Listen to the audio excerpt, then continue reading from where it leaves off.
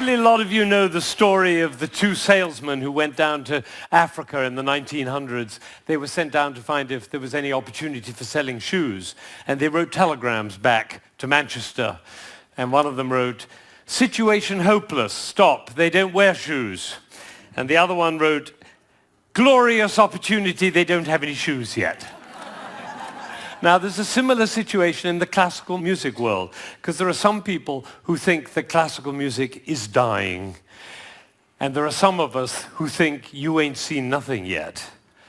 And rather than go into statistics and trends and tell you about all the orchestras that are closing and the record companies that are folding, I thought we should do an experiment tonight. An experiment. Actually, it's not really an experiment because I know the outcome. But it's like an experiment. Now, before we start, I need to do two things. One is I want to remind you of what a 7-year-old child sounds like when he plays the piano. Maybe you have this child at home. He sounds something like this.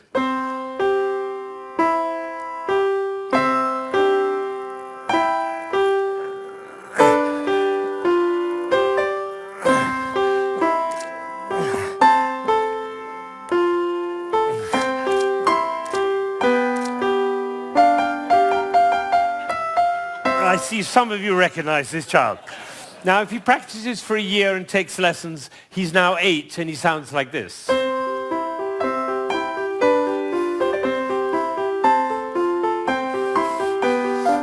then he practices for another year and takes lessons, now he's 9.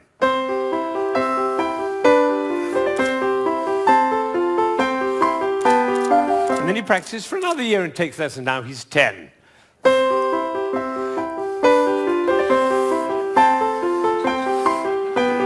At that point, they usually give up. Now, if you'd waited for one more year, you would have heard this.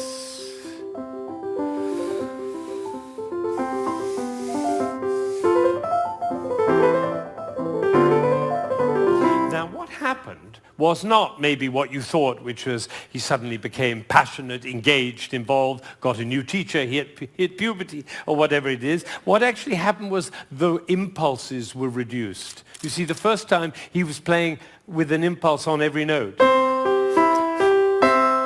And the second, with an impulse every other note. You can see it by looking at my head. The 9-year-old put an impulse on every 4 notes. And the 10-year-old on every 8 notes. And the 11-year-old one impulse on the whole phrase. I don't know how we got into this position. I didn't say I'm going to move my shoulder over, move my body. No, the music pushed me over, which is why I call it one buttock playing. Can be the other buttock.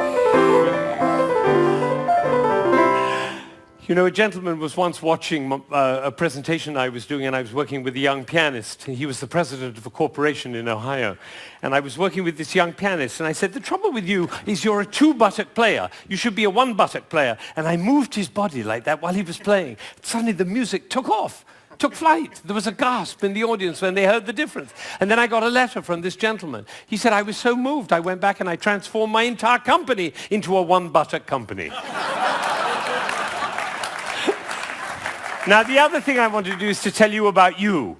There are 1,600 people, I believe. My estimation is that probably 45 of you are absolutely passionate about classical music. You adore classical music. Your FM is always on that classical dial. And you have CDs in your car. And you go to the symphony. And your children are playing instruments. You can't imagine your life without classical music. That's the first group. It's quite a small group. Then there's another group, bigger group. These are the people who don't mind classical music. You know, you come home from a long day and you take a glass of wine and you put your feet up, a little Vivaldi in the background doesn't do any harm. Right? That's the second group. Now comes the third group. These are the people who never listen to classical music. It's just simply not part of your life. You might hear it like secondhand smoke at the airport, but and maybe a little bit of a march from Aida when you come into the hall, but otherwise you never hear it. That's probably the largest group of all. And then there's a very small group. These are the people who think they're tone deaf. amazing number of people think they're tone deaf. Actually, I hear a lot, my husband is tone deaf. Actually, you cannot be tone deaf. Nobody is tone deaf. If you were tone deaf, you couldn't change the gears on your car in a stick-shift car. You couldn't tell the difference between somebody from Texas and somebody from Rome. And the telephone. If your mother calls on their miserable telephone, she calls and says hello. You not only know who it is, you know what mood she's in. You have a fantastic ear. Everybody has a fantastic ear. So nobody is tone deaf. But I tell you what, it doesn't work for me to go on with this thing with such a wide gulf between those who understand, love, and passionate about classical music and those who have no relationship to it at all. The tone deaf people, they're no longer here. But even between those three categories, it's too wide a gulf. So I'm not going to go on until every single person in this room, downstairs and in Aspen, and everybody else looking, will come to love and understand classical music. So that's what we're going to do. Now, you notice that there is not the slightest doubt in my mind that this is going to work, if you look at my face, right? It's one of the characteristics of a leader that he not doubt for one moment the capacity of the people he's leading to realize whatever he's dreaming. Imagine if Martin Luther King had said, I have a dream! Of course, I'm not sure they'll be up to it. All right, so I'm going to take a piece of Chopin. This is a beautiful prelude by Chopin. Some of you will know it.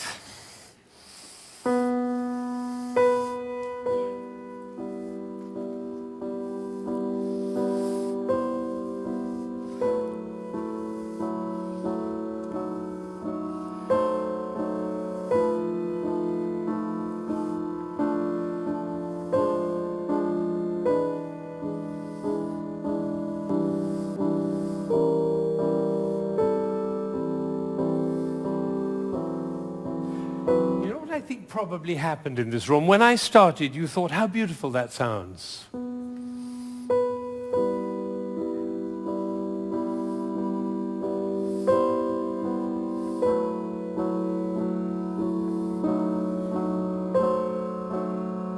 I don't think we should go to the same place for our summer holidays next year. It's funny, isn't it? It's funny how those thoughts kind of waft into your head when listening to classical music. And of course, if the piece is long and you've had a long day, you might actually drift off. And then your companion will dig you in the ribs and say, wake up, it's culture. And then you feel even worse. But has it ever occurred to you that the reason you feel sleepy in classical music is not because of you, but because of us? Did anybody think while I was playing, why is he using so many impulses? If I'd done this with my head, you certainly would have thought it. And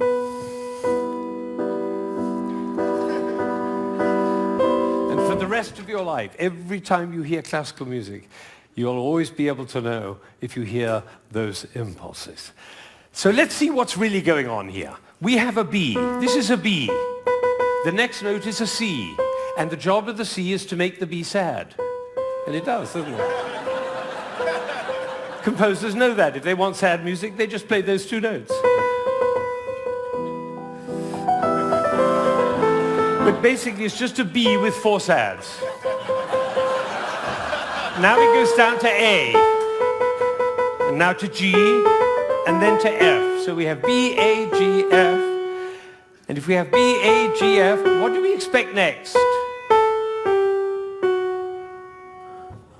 Oh, that might have been a fluke. Let's try it again. Ooh, the TED choir. And you notice nobody is tone deaf. Is that right? Nobody's, every village in Bangladesh and every hamlet in China, everybody knows. Da, da, da, da, da. Everybody knows who's expecting that E. Now, Chopin didn't want to reach the E there because what will have happened? It'll be over, like Hamlet. You remember Hamlet, Act 1, Scene 3, he finds out that his uncle killed his father. You remember he keeps on going up to his uncle and almost killing him. And then he backs away and then he goes up to him again and almost kills him. And the critics, all of whom sitting in the back row there, they have to have an opinion. So they say, Hamlet is a procrastinator. Or they say, Hamlet has an Oedipus complex. No, otherwise the play would be over, stupid. That's why Shakespeare puts all that stuff in Hamlet, you know, Ophelia going mad and the play within the play and Yorick's skull and the gravediggers. That's in order to delay until Act 5 he can kill him. It's the same with the Chopin. He's just about to reach the E and he says, oops, better go back up and do it again. So he does it again. Now he gets excited. That's excitement. You don't have to worry about it. Now he gets to F sharp and finally he goes down to E. But it's the wrong chord. Because the chord he's looking for is this one. Right? And instead he does. Now we call that a deceptive cadence. Because it deceives us. I always tell my students, if you have a deceptive cadence, be sure to raise your eyebrows, then everybody will know.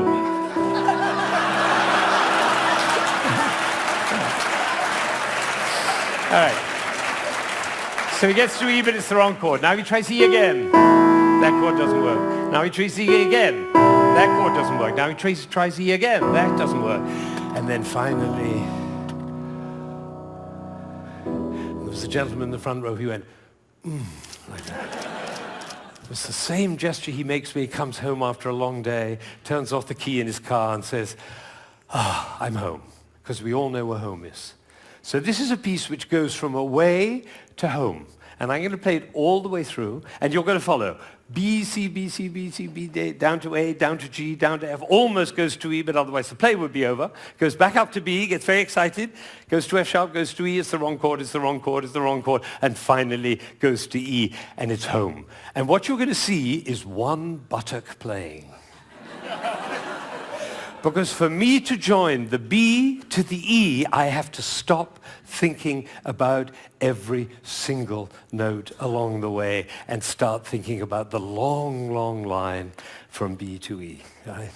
You know, we were just in South Africa, and you can't go to South Africa without thinking of Mandela in jail for 27 years. What was he thinking about? Lunch? No, he was thinking about the vision for South Africa and for human beings. That's what, this is about vision. This is about the long line, like the bird who flies over the field and doesn't care about the fences underneath, all right? So now you're going to follow the line all the way from B to E. And I have one last request before I play this piece all the way through. Would you think of somebody who you adore who's no longer there? A beloved grandmother, a lover, somebody in your life who you love with all your heart, but that person is no longer with you. Bring that person into your mind, and at the same time, follow the line all the way from B to E, and you'll hear everything that Chopin had to say.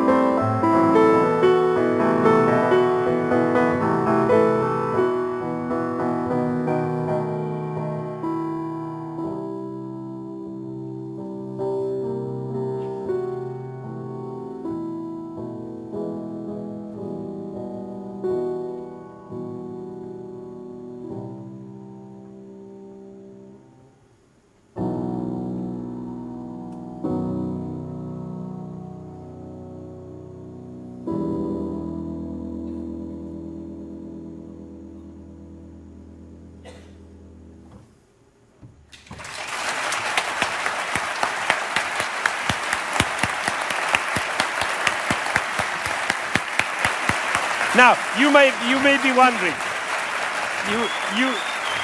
you may be wondering,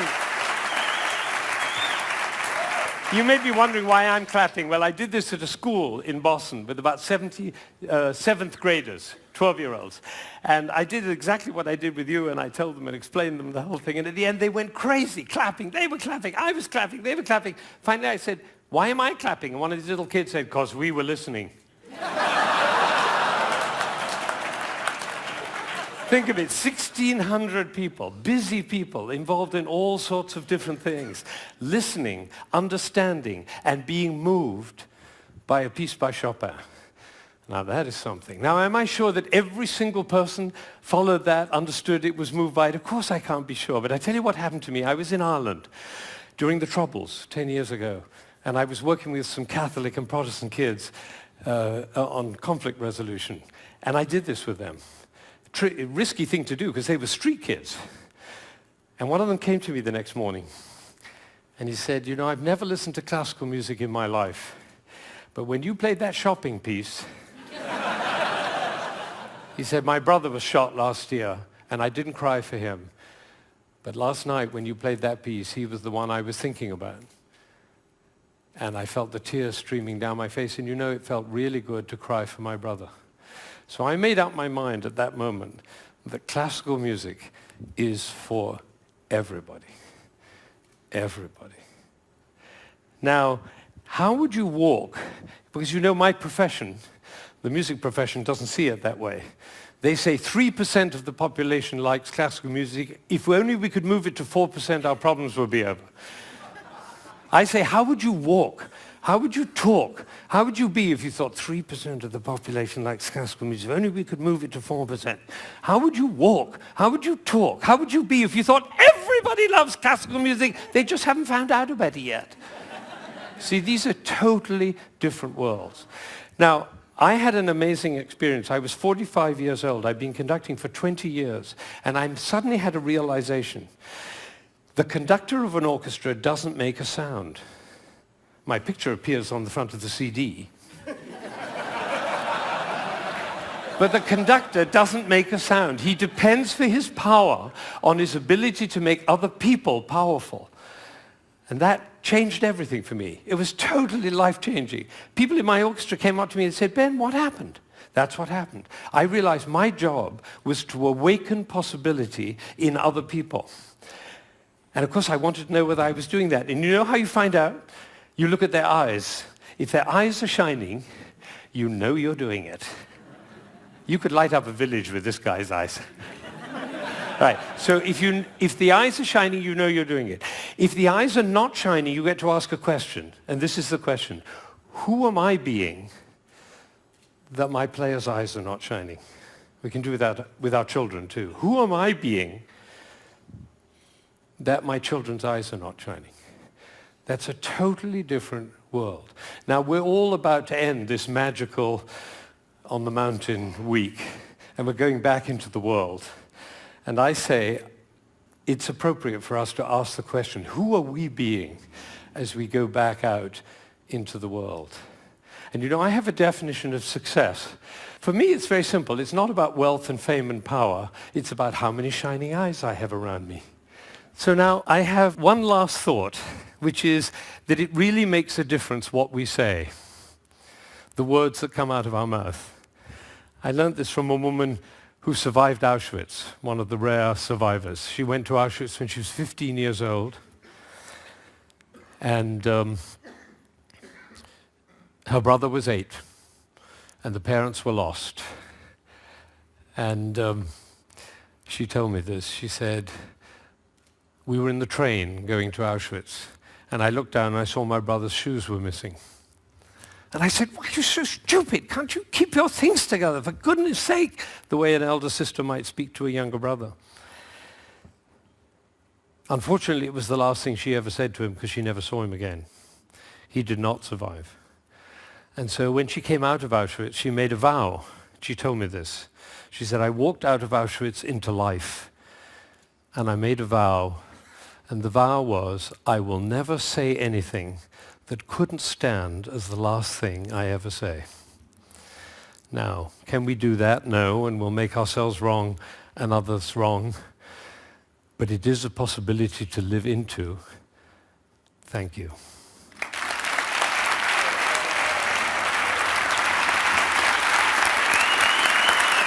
Shining eyes. Shining eyes.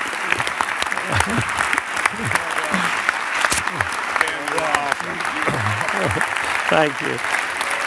Thank you.